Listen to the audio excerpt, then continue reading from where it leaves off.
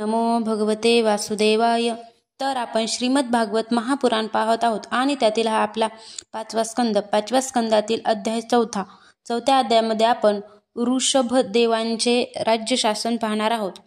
तर श्री सुकाचार्य म्हणतात, नाभीच्या पुत्रांचे शरीर जन्मापासूनच भगवान विष्णूंच्या वज्र, अंकुश इत्यादी चिन्हांनी युक्त होते. समता, शांती, वैराग्य, ऐश्वर्य इत्यादी महान गुणांमुळे त्यांचा प्रभाव दिवसेंदिवस वाढतच होता. हे पाहून मंत्री इत्यादी अधिकारी, प्रजा, ब्राह्मण आणि देवता यांना प्रकर्षाने वाटू लागले की यांनीच पृथ्वीचे राज्य करावे.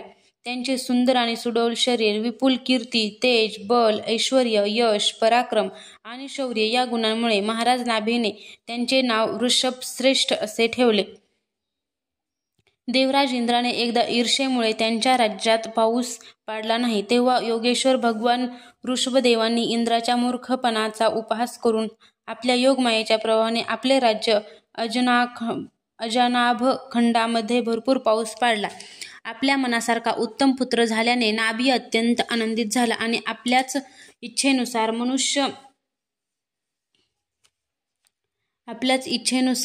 मनुष्य शरीर धारण करणाऱ्या पुराण पुरुष श्रीहरींचे लालन पालन करीत त्यांच्याच लीलाविलासाने मंत्रमुग्ध होऊन बाबा, बाळा असे सद्गदित होऊन म्हणत त्यातच मोठे सुख मानू लागला.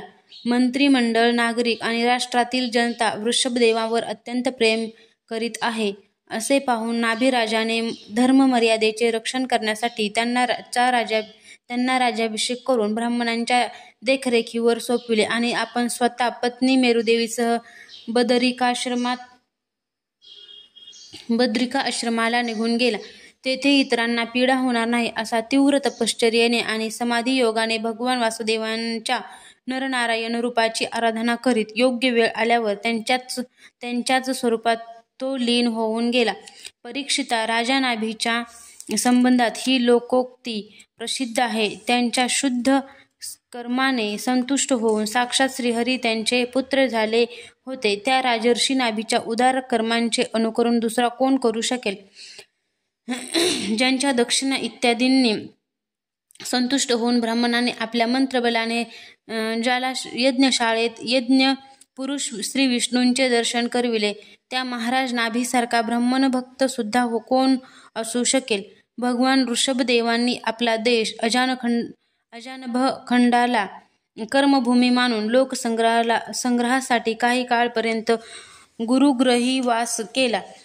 गुरुदेवांना यथोचित दक्षिणा देऊन गृहस्थाश्रमात प्रवेश करण्यासाठी त्यांची आज्ञा घेतली. नंतर लोकांना गृहस्थाश्रमांचे शिक्षण देण्यासाठी देवराज इंद्रांनी केलेली त्यांची कन्या जयंती हिच्याशी विवाह केला आणि श्रोत स्मार्त अशा दोन्ही प्रकारच्या शास्त्रोपदिष्ट कर्मांचे आचरण करीत आपल्यासारख्या 100 पुत्रांना जन्म दिला. त्यामध्ये महायोगी भरत सर्वात श्रेष्ठ आणि सर्वांपेक्षा अधिक गुणवान होता. त्यांच्याच नावावरून या अजनाभ खंडाला लोक भारतवर्ष म्हणू लागले. त्याहून लहान कुशावर्त, इलावर्त, ब्रह्मवर्त, मलय, केतु, भद्रसेन, इंद्रप्रशक, विदर्भ आणि किकट हे 9 राजकुमार उरलेल्या इतर 90 भावांपेक्षा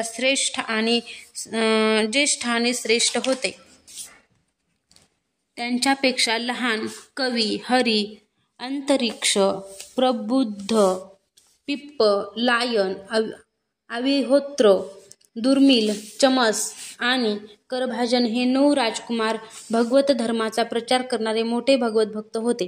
भगवंताच्या महिम्याने युक्त आणि परमशांतीने परिपूर्ण अशा यांचे उत्तम चरित्र आणि नारद वसुदेव संवाद प्रसंगी पुढे 11 स्कंधामध्ये सांगू.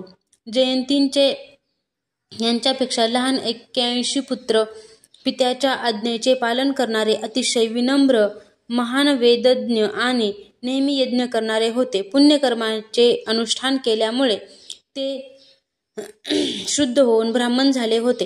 पूर्णपणे स्वतंत्र, स्वतः नेहमी सर्व प्रकारच्या अनर्थ परंपरापासून मुक्त, केवळ आनंदानुभव स्वरूप साक्षात ईश्वर असून सुद्धा भगवान ऋषभदेव अज्ञानी लोकांप्रमाणे कर्म करीत कालानुसार प्राप्त धर्मांचे आचरण करून त्यांनी त्याचे तत्त्व न जाणणाऱ्या लोकांना त्याचे शिक्षण दिले.